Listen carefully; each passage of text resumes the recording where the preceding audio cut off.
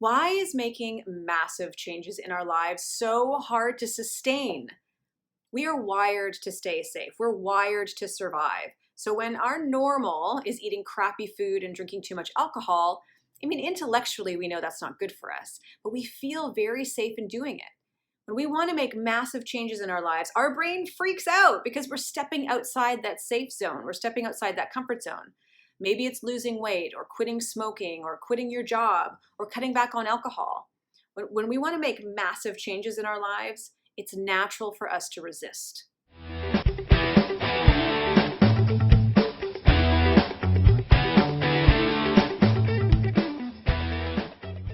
Look, we're smart. We know when it's time to make changes in our lives for the better. No, we don't always listen, but we know. We know incorporating healthier lifestyle choices into our lives will improve the quality of our life. But our brain doesn't see it that way. All it sees is that we have felt very safe for a very long time eating crappy food or drinking too much wine or staying in a job that's soul crushing. So making massive changes must be a bad thing. It's going to put us in harm's way. But we've all experienced times in our lives when we are ready. We're ready to make change, right? We set goals for ourselves and we go out to achieve those goals. Let's say it's losing 20 pounds. One of the first things that's going to happen is our brain's going to resist. Danger, danger, danger. This isn't okay. This is uncomfortable. This isn't safe. That's your old identity resisting. But your new identity, the one that really wants change, is going to take action against that resistance. So maybe you set up an accountability partner. So you guys are going to check in every day and help keep yourselves motivated. Or maybe you create a schedule for yourself, or you see what others have done who've succeeded, and you're going to take the same steps that they have. We'll do whatever we can to push back on that natural resistance we feel as we start working towards accomplishing our goals. Here's the problem with that. It's what I call white knuckling. I'm going to do this, I'm going to do this, I'm going to do this. White knuckling requires so much energy and so much effort. You're just holding on so tight through sheer willpower for as long as you can. But as you can imagine, and I'm sure you've experienced it for yourself, it's not sustainable, right? That's why people don't succeed or they don't accomplish the goals that they set for themselves. How many times have you set out to achieve a goal, but the actions you took were only temporary? Now, if you didn't put your hand up, you lie about other things as well. And then afterwards, how many of you tell yourself that change isn't possible for me? I just don't have it in me. I'm not strong enough. I'm not good enough at it. I'm not disciplined enough. Again, if you didn't put your hand up, you're lying to yourself. This is how our brains are wired. It's just trying to keep us safe. So I want to know what are some massive changes that you want to make in your life right now? Tell me in the comments. Because the next time you set out to create massive changes in your life, guess what's going to happen? You're going to experience resistance. The resistance is going to come up. The key to achieving your goals, to create long-term change in your life that's effortless, is to anticipate the resistance, encourage it, get to know it. This is how we can make sustainable change, because instead of fighting against the resistance, instead of white knuckling it, we're going to use that resistance to propel us forward. The more we get accustomed to using the resistance, the better we get at making massive changes in our lives. But not only just making massive changes that stick. So here's the thing. Our natural survival mechanism isn't going away. The resistance we feel towards change isn't going away. So instead of fighting an enemy with willpower by white knuckling it and trying to push against the resistance, work with it so you can achieve your goals and create evidence. You want to create evidence that you are strong enough, that you are capable. Create evidence that you are good enough.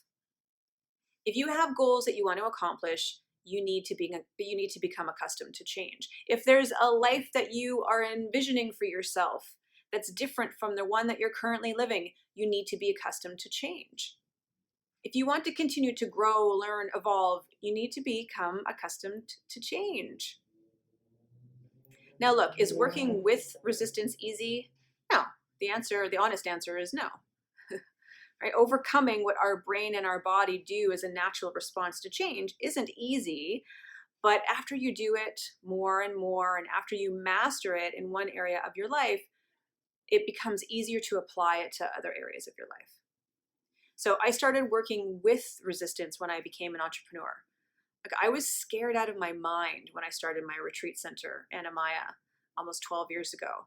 All the doubt demons came out of the woodwork to tell me that I was crazy, right? That I didn't know what I was doing. I was crazy to start a business in a country that I didn't live in or even speak the language, and in an industry I knew nothing about, right? And as I learned to work with the fear and I didn't want to ignore it or pretend it didn't exist or fight against it. I worked with it, and I was able to take my power back and move forward to create a multi-million-dollar business that survived 2 downturn economies and a global pandemic. So then I learned to incorporate working with that resistance in my relationships and in my relationship with money, and now with my health. We want to embrace the resistance. We want to call it out. We want to anticipate it ahead of time so you can come up with a plan.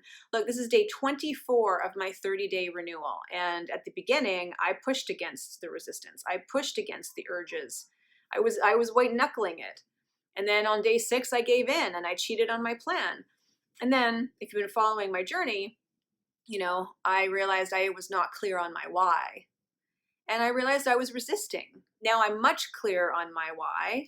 And when the urges come up, I anticipate them. I embrace them. And sometimes I even just say it out loud.